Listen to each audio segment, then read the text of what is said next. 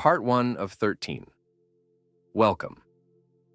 Today we delve into the mysterious and contradictory world of Turkmenistan, a country that outwardly appears as a picturesque oasis of records and unique attractions, but internally hides a harsh, authoritarian reality. But what is this spotless city and its desert expanses truly hiding? Why is a country known for its unprecedented achievements, from the world's tallest flagpole to a concentration of dinosaur footprints, governed so rigidly and behind closed doors? And who is really shaping the rules of this state? Behind the facade of external beauty and tourist records lies a harsh truth. Since 1991, the authorities have maintained power through a cult of personality, strict control, and terrifying repression. What secrets are concealed behind this facade, and how do they affect the lives of millions? In this investigation, we will uncover the mechanism by which a closed society is kept within a dictatorship, and try to understand whether their people have any chance for freedom. Are you ready to see what lies behind the facade of tense silence and unexplained records? Then let's begin. Turkmenistan is a country enveloped in numerous stereotypes and legends. At first glance, it appears mysterious, closed, and almost inaccessible. Its entire external shell creates an image of boundless desert expanses, harsh camps, and a dictatorial regime. However, look deeper behind this facade, and an entirely different picture will unfold, full of contradictions, hidden layers, and astonishing facts that destroy simplified notions about the country. This story is not only about geography and attractions, it's about what lies behind the veneer of external appeal, about what this country fundamentally is, governed by harsh authoritarianism and hiding its true face behind beautiful monuments and the heaviest regulations. Let's start with where this mysterious land called Turkmenistan is located. Situated in the very heart of Central Asia, it borders several countries, each influencing its history and destiny in its own way. To the north is Kazakhstan, to the west Iran, to the south Afghanistan, and to the east Uzbekistan. Thus, the environment is not only the burning Karakum Desert, which occupies the majority of the territory, but also a canvas that has absorbed centuries of history, cultural clashes, and political dramas. At first glance, the country seems inaccessible and even closed to the outside world. Its borders are like walls, erected not only by physical barriers, but also psychological ones, as the official information policy nearly completely isolates it from the rest of the world. But the deeper we dig, the more astonishing facts will be uncovered. One of the most remarkable discoveries on this land is a site located on a plateau high in the mountains, the largest concentration of dinosaur footprints in the world.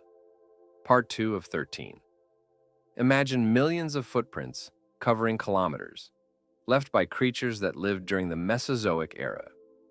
These tracks are irrefutable evidence that even in the most arid and seemingly lifeless corners of the country, the treasures of Earth's historical memory are hidden. Against the backdrop of silent sands and towering rocks, this archaeological monument draws researchers into its embrace, reminding us that history is not only a source of knowledge, but also a testament that one should never treat nature and the land without respect and understanding. Now, let us move to the heart of the country, the capital, Ashgabat. This city is one of the most striking and peculiar attractions of the nation. According to the Guinness Book of Records, it is the whitest city in the world. The snow-white facades of its buildings shimmer in the sunlight, creating the impression of a fairy tale where all shades of gray and dirt have been erased. The city boasts the fourth tallest flagpole in the world, soaring to an incredible height. For tourists, this is not just an aesthetic feature, but a symbol of national pride and strength. And of course, it has the largest enclosed Ferris wheel, which seems to emphasize, look at how we can create technological marvels despite our limitations. But behind this outward beauty and record-breaking feats lies a much more complex truth. Despite all this external attractiveness, Turkmenistan is a country of strict, almost punitive, authoritarian rule. It has been governed for over 2 decades by a single person, a leader whose cult of personality is imposed on every citizen from childhood. From independence to the present day, the country is under relentless control. In 1999, a well-known president, recognized for his imposing appearance and hardline policies, took power, a man who decided to shape the country and his authority in his own way.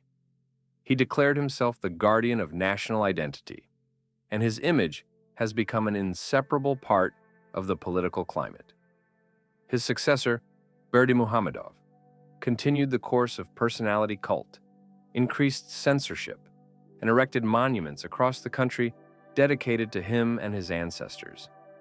What true life flows behind these facades? What harsh rules and restrictions are imposed on people in everyday life, at work, and in their being? The internal world of the country is a picture of strict rules, rigid restrictions, and punitive structures that preserve the status quo. Freedom of speech and the right to protest have almost entirely disappeared beyond the walls of official media and closed borders. Citizens' public lives are hidden behind tight chains of prohibition, and control expands not only over media and expression, but also over the daily activities of ordinary people. Stories from those who have dared to speak the truth testify to numerous cases of pressure, arrests, and isolation. Social life within the country is a constant sensation that you are living under X-ray scrutiny. Part 3 of 13. The high level of secrecy and censorship makes it difficult not only to discover the truth, but also to understand what is truly happening inside. The overall picture that emerges is of a country with a beautiful face to the outside world, but with internal politics filled with tangled cracks and shadows. This is the core of the main conflict. Can Turkmenistan be considered an open, free country? Or is all its outward appearance merely a mask for a hidden dictatorship, a complicated, almost occult regime where control, fear, and repression are the main tools of governance? Peaceful tourists walking the streets of Ashgabat may feel that someone special is watching them, someone behind the scenes. Who truly rules this theater? And at what cost are calm, silence, and outward well-being achieved? Consider, what does this country hide behind its facade? What truth is concealed behind pristine white walls, colorful monuments, and flags raised high above the cities? What secrets does it keep inside, behind the curtains of political games and national rituals? Reflecting on the inner lives of ordinary citizens, one can understand that behind the beautiful image lies a harsh reality, a world where people live under constant surveillance and where any step out of line with the official narrative could be their last. This mystery is not only about geography, but about the essence of power. What truly occurs behind the curtain, hidden behind cultural monuments and grand titles? And it is precisely from these questions that real investigation begins. What forces are behind the mask? What secrets does this country hide, concealing more than meets the eye? And what does all this say about the modern world, about the limits of freedom and control, about the boundaries of what we can truly know and see? Before us lies a mirror of an entire era, a page in history where each secret, each miracle, each monument is just part of a complex mosaic shaping the true face of Turkmenistan. And although on the surface the bright sun shines and a sense of calm prevails, inside lie broken lives and shadows, the very shadows that no tourist dreams of encountering. That is why the main question must be asked. Can Turkmenistan be considered a country with open doors? Or is it merely a dazzling facade hiding deep fears, prohibitions, and a harsh dictatorship? What secrets does it conceal? And how do these secrets reflect on the lives of the few who are forced to live by laws written not with their own hands, but by the authorities who keep them perpetually in the shadows? Look into the face of the country, and you will see not only this pristine city or statue, you will see a story that continues, and mysteries waiting to be revealed. Whether you have the opportunity to explore its depths or merely observe from the outside, this country is a mirror of the entire world, where every hidden face demands its own uncovering. The endless deserts of Kazakhstan and the silent steppes surrounding the heart of Central Asia in the early 1990s held not only mysterious traces of ancient civilizations, but also concealed an invisible boundary that separated the era of the Soviet socialist camp from a new reality, the era of independence. At this moment, when the walls of the old world were crumbling and it seemed that the era of authoritarianism in the post-Soviet space was slowly shrinking under the pressure of change, a new chapter of history emerged in Turkmenistan, one that was written under the dictate of a strong, unwavering authority that held in its hands not only the country's future, but also the fates of millions of its citizens. After the collapse of the Soviet Union, during one of the most difficult and chaotic times, Turkmenistan, having lost its colossal centralized system, declared its independence. Once part of a vast empire, the country found itself at a crossroads between two worlds, the past and the future. At first glance, it seemed that the new nation was striving to build a democratic future, heal the wounds of recent conflicts, and give its citizens freedom of speech and development opportunities. But behind these facades, a different reality took hold. A country where the authorities began strengthening their position, preferring to keep everything under control, where every opposition idea was instantly suppressed with an iron hand, and all initiatives that threatened the monopoly of power were thwarted at their inception. In the early 1990s, a man was in power in Turkmenistan, initially more than just a symbolic leader, endowed with strong charisma and unprecedented authority: Sapar Murat Niyazov. His name was heard in every corner of the country, at every parade, on every television broadcast. Niyazov came to power in the early 1990s, on the eve of the Soviet Union's disintegration, at a moment when the collapse of one empire signaled the birth of a new threat: instability, chaos, and possible internal conflicts. During those years, the population was on the verge of confusion, overwhelmed by fears and hopes. To maintain control, the authorities began to shape an atmosphere of exclusivity, national patriotism, a cult of personality, the propaganda of old Soviet values in a new guise, all of which proved to be a highly effective tool. By the late 1990s, Niyazov had fully consolidated his power. Power was no longer just a political structure, but became a sacred sacrament that millions believed in. At this time, he declared himself the patriarch of national unity and a national leader who, using personal charisma, could keep the country on its developmental course. In 1999, he took another bold step, declaring himself president for life, emphasizing his right to stay in power forever. It was then that mechanisms emerged to maintain control, even in the face of potential challenges or internal upheavals. Facts testify. In 1999, in order to firmly consolidate his power, Niyazov enacted laws that restricted political opposition, increased control over the media, and limited citizens' movement. In 2002, his name was immortalized in calendars. Months and weeks were renamed, and everything in the country reminded of his importance and uniqueness. This act was not accidental.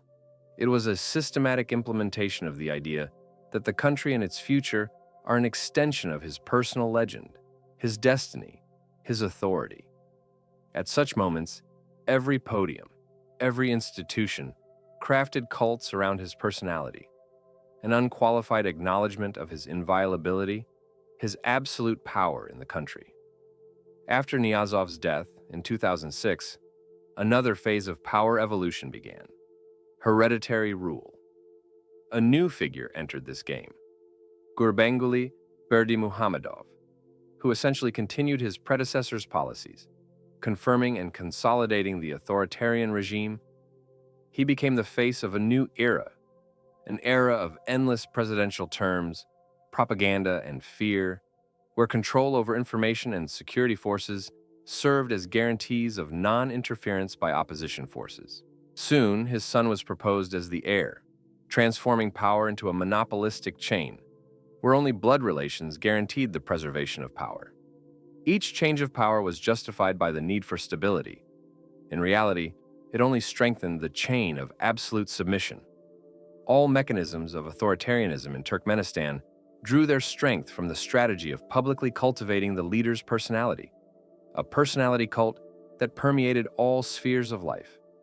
Monuments and portraits of the leader filled city landscapes, and the entire country turned into a political icon elevated to the rank of a sacred symbol. Around this, an ideology was formed, harmoniously combining national values and personal glorification. The government used violent laws to suppress any internal resistance. Freedom of speech, movement, and political activity became illegal or under strict control. Documentary evidence confirms systematic human rights violations carried out by the regime were not accidental or mistakes. They were tools of control. Tight control over the media, arbitrary arrests, closed court proceedings, all of this became routine practice. In recent years, international organizations repeatedly pointed out ongoing human rights violations. In the 21st century, in 2008, Human Rights Watch published a report detailing how in Turkmenistan, through laws, threats, and immoral methods, any opportunity for citizens to freely express their views was suppressed. Freedom of speech is a hollow term. The judicial system is an instrument of arbitrariness. Personal mobility is often under strict surveillance. Testimonials gathered by human rights defenders confirm that cases of arbitrary arrests, disappearances, and brutal methods of suppression are not exceptions, but rather the norm, turning life into a closed prison without exit. The key question today remains open. How sustainable is this authoritarian regime? Why has it not collapsed under the pressure of internal contradictions, mass protests, or international sanctions?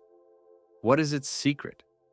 Every innovation, every restriction, every public cultivation serves as a step towards creating a system that, in theory, should withstand the test of time. But is that really the case? Or are these measures merely delaying the inevitable decay of a regime in which a large portion of citizens live in fear and under constant surveillance? Initially, powerful and seemingly endless control methods, such as the cult of personality, laws, and technical suppression, create the illusion of durability.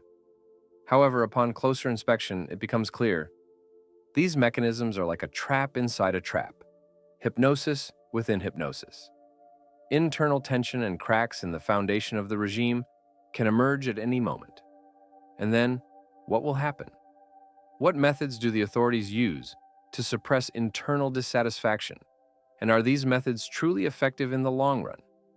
Thus, we see that authoritarian rule in Turkmenistan is not merely a product of historical circumstances, but a complex, carefully designed system based on a cult of personality, strict legislation, control over media, and suppression of any form of protest.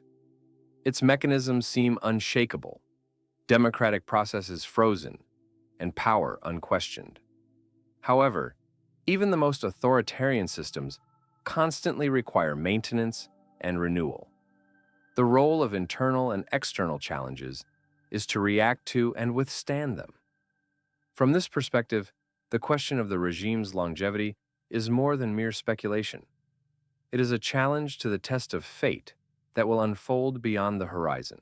From control methods to their effectiveness, all this testimony indicates that power in Turkmenistan is maintained not only through law or force, but also through a carefully constructed facade, spectacle, and culture that serve as an impenetrable armor.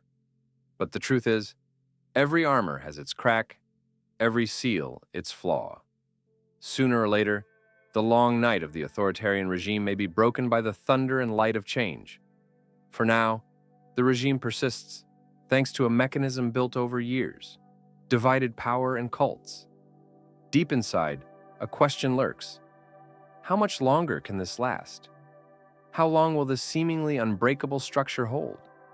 Where lies the true weakness of this regime? In its ideology, laws, or the people it rules? And what methods do the authorities employ to cling to power? And are these measures justified in the long term? The answer to this question will be crucial. Because, as history shows, nothing lasts forever, and even the most stable regime eventually faces challenges that can destroy it. In the silence that seems unbreakable, where neither rustle nor whisper can be heard, behind the walls of the familiar life lie mechanisms of suppression and control, which this story is dedicated to exploring.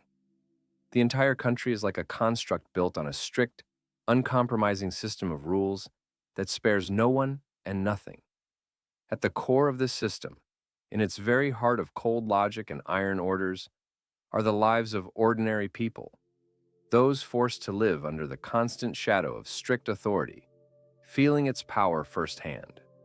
Here, in a small provincial town, where car headlights cut through the darkness of the night, and the streets are filled with the rustling wind and the quiet sound of footsteps, one of the most grim aspects of the regime is revealed, turning everyday life into a continuous struggle. Only in the capital are hospitals and clinics available, and for most residents in distant corners of the country, this means traveling incredible distances just to receive minimal medical care. Tortuous journeys along dusty roads, numerous border crossings, exhausted late evenings when the road seems endless, all of this becomes part of their reality. In small villages and hamlets, where even glimpses of modern medicine do not penetrate, each day is an ordeal. Medications not accessible force people to seek ways to obtain assistance. Sometimes they have to accept their situation passively. Approaching for help means becoming visible to a system that monitors every movement, every whisper. But an even harsher shadow falls over everything connected to cars, symbol of the Western world, a sign of freedom for many. In 2014, the government issued a decree that sounded like a challenge. All high-ranking vehicles must be white. What seemed a simple administrative formality concealed much more. The following year saw strict restrictions on the import of black cars, as if the dark color automatically associated with danger, disobedience, or hazardous independence. By 2018, mass campaigns to repaint vehicles, along with fines and punishments for non-compliance, began. Rust and paint became tools of authority, transforming personal choice into obligation and individualism into a violation. But the most striking aspect concerns policies related to women. In the early 2000s, a time of change and hope, it seemed women could be free, drive cars, participate actively in public life. However, as the regime grew stronger, everything changed. In 2018, women were literally banned from taking driving exams. They were forbidden to get behind the wheel. Their car seats are only in the back, as if fear of their freedom has firmly taken root in the system. Women are not only forbidden to drive, they are also prohibited from using manicure kits, makeup, visiting beauty salons, wearing swimsuits and shorts. Anything associated with freedom and self-expression is banned. Hair coloring, bright cosmetics, everything has disappeared from their lives. Their appearance must be strict and modest, without excess, a total regulation of their looks, suppressing individuality. And all of this is under strict surveillance, under constant control by the state, which does not even allow a hint of deviation. Men, although avoiding such harsh restrictions, are not exempt from the demands. Short haircuts and a strict appearance are mandatory. Beards are explicitly forbidden to eliminate any signs of individuality or religious differences that might indicate disobedience or insubordination. Everything must be neat and standard, with no exceptions, since any deviation can be interpreted as a sign of internal resistance. And this is the paradox. A system seemingly designed for order and stability is, in fact, a source of endless restrictions, deprivations, and terror. Internet control is another crucial aspect of this rigid regime. There is no free web here. Government censorship has penetrated even the hidden corners of the global network.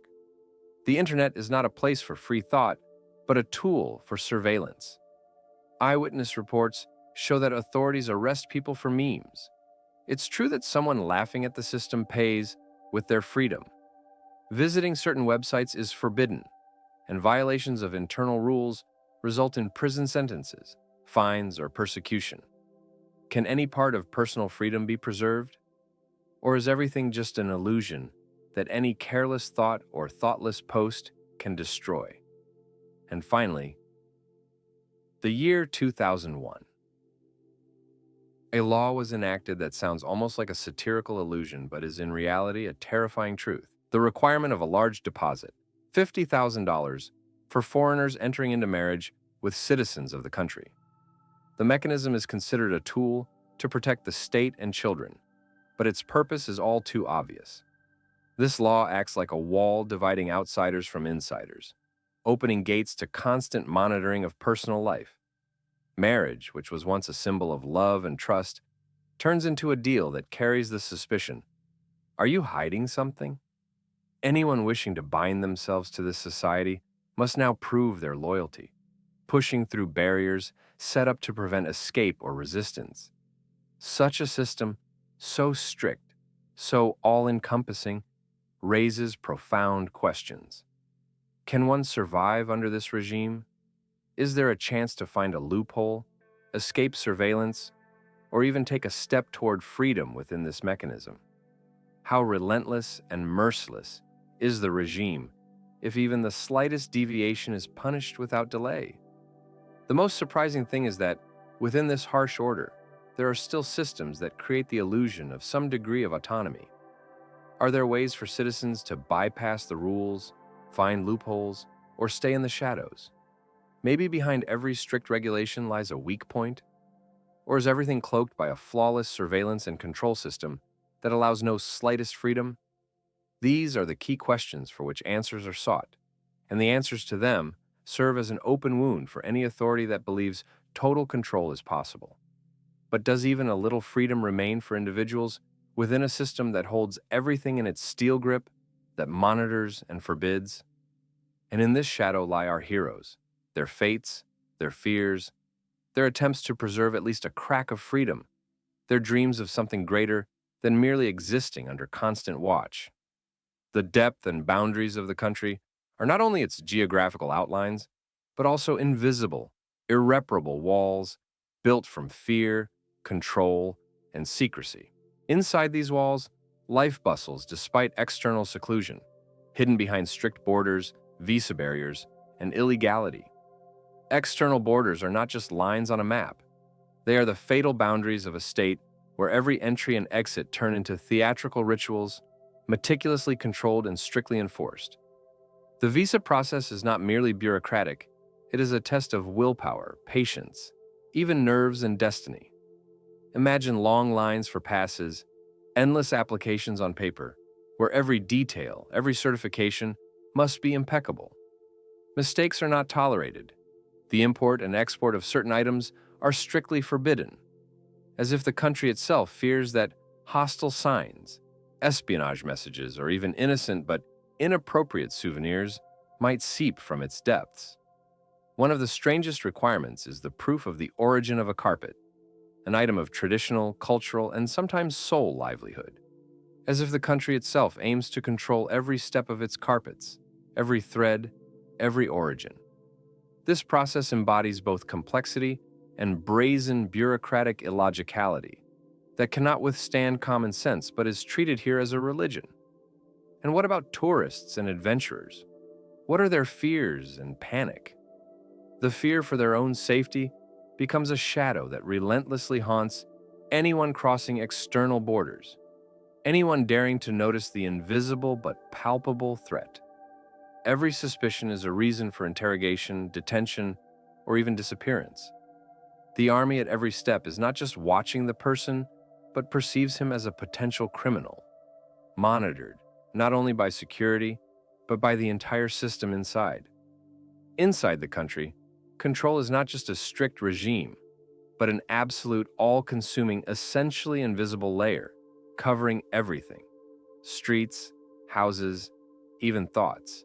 A walk through the city feels almost like crossing a border, a place where every sign of dissatisfaction, dissent, or even light irony becomes a reason for suspicion, interrogation, imprisonment, or exile. Not only is the population forbidden from freely leaving their land, but many also create artificial barriers to prevent escapes. Minor criminal charges, lengthy bureaucratic hurdles, the danger of being abroad, all of which feels unreachable from inside the country, foster an atmosphere of near confinement. For refugees facing the impossibility of returning or entering another country, it is a real nightmare. Borders turn into a living wall, and any attempt to cross becomes a life-threatening risk. All of this naturally recalls an era when underground and amid emptiness, in one of the quietest and harshest plains, an anomaly appeared, the Darvaza crater. This enormous, blazing natural gas vent that awakened in 1971, resembling gates to hell, remains a symbol of the country's internal mystery. Its bright, pulsating flame symbolizes inaccessibility, danger, and the unknown. Embedded in the landscape, shaped over centuries by nature, it appears as an open wound, either a wonder or a curse, reflecting the country's elusive, undeniable internal energy and nature. Elusive, dangerous, unpredictable. Interestingly, all this is not just a set of facts. It's a citadel of secrets that hinder development, create traps, and constantly pose the question: to what extent does this internal and external isolation distort the lives of citizens? Can a country with such walls, borders, and control systems overcome its own enclosure? Or is all it has merely a deft defense behind which the future is shrouded in shadow? The open question hangs in the air. Are there loopholes in this system? Where are the exit points, the opportunities to bypass the strict barriers? And what lies behind this facade? Is it the bare truth or just another illusion? The main question looms before us. Is the internal border region merely an external still life of fear? Or is there something left unsaid, something yet to be revealed? In this silence, in this space, are the keys to understanding hidden? Or is it the last, most rigorous citadel, where the thread connecting past and present is not just borders, but a map indicating the deep conflict of this country, its internal chains and invisible systems that keep everyone in captivity? In the shadows of the high walls surrounding the country, it seemed as if time had stopped. Inside, a deceptively idyllic scene: tender greenery of oases, shimmering waters and desert landscapes, ancient monuments that have absorbed centuries of history and culture. All this magnificent imaginary facade was created for visitors, tourists eager to capture perfect shots on camera, dreamers seeking serenity and natural beauty. But what is hidden behind this smooth surface? Behind the mask of hospitality and resource richness? What secrets does this country hide? Where internal dictatorship is as strong as its natural resources, and where outward appearance often proves to be an illusion, a misleading mirage. Everyday life in this land is a tapestry of contrasts, a play of shadows on the walls, hiding harsh realities. Majestic mountains, endless deserts, and expansive steppes all create the impression that nature itself has come to meet the people, offering unparalleled beauty. But behind the facade of maintained silence lies an ongoing sense of pressure, felt everywhere, in people's movements, their gazes, and their gestures. In every gesture, one can perceive not only exhaustion caused by hard labor, but also a constant feeling that their lives are not truly their own, that every free minute is a luxury that could be taken away at any moment. Society here is a concentration of stereotypes and prohibitions. Traditions woven into national identity have transformed from cultural heritage into tools for maintaining power. A shadow of a strict regime looms over the country, where watchful eyes are an inevitable companion for anyone daring to ask questions or voice discontent. Superficial friendliness and heartfelt smiles are part of the mask-hiding methods of control. Hidden cameras, lists of dissidents, and, most frightening of all, repressions concealed from outsiders. Behind the tourist allure, there exists a system that spares no one. Stories of families torn apart, women forcibly taken abroad, violent additions to the undesirable list. Often, those who try to step outside the permitted boundaries face overt threats, psychological and physical violence, and bans on returning. Despite tight control, there are loopholes within the country. Those who know how to navigate between laws and bypass the system represent a special survival frontier. For them, it's a constant game, avoiding insider agreements, connections with allies within the system. But it's not just about cunning. Behind this lies a persistent sense of danger, hanging in the air like a shadow. It's an inseparable part of life, to know that any step, any word, could lead to immediate punishment. This balance between danger and hope is a constant reality, shaping the fate of millions. Such internal dynamics influence the country's future development. Can it abandon the old regime? Or are changes on the horizon? The question is almost sacred. From time to time, optimistic forecasts about potential liberalization or regime easing are voiced. But these hopes often remain only semi-possibilities, illusions based on weak signs of internal opposition or external pressure. Within the system itself, resistance is suppressed and people live in fear. External factors, international pressure, economic sanctions, play their role, raising concerns among both the authorities and the people.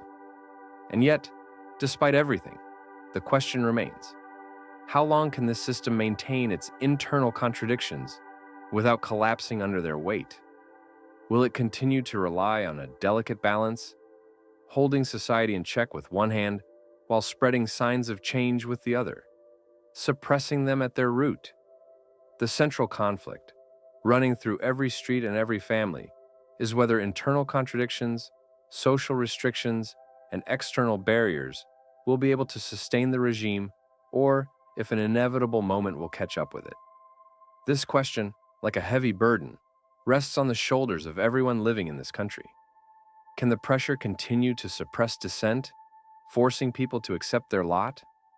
Or on the contrary, is there a brewing underground protest, a hidden explosive ready to break free someday? Is it possible to remain silent under the relentless pressure of growing injustice? Or does the unstoppable flow of time and truth erode the walls of this regime? Many experts believe that beyond these walls lie forces few know about. Behind bans, surveillance, and control, ruthless, invisible games are secretly underway. Inside the ruling elites, a struggle for power, influence, control over natural resources, and finances is raging. And behind closed doors, subtle resistance is taking shape. Those who oppose the usurpation of authority are seeking loopholes. Within, there are hidden networks, families, and individuals who could become catalysts for change.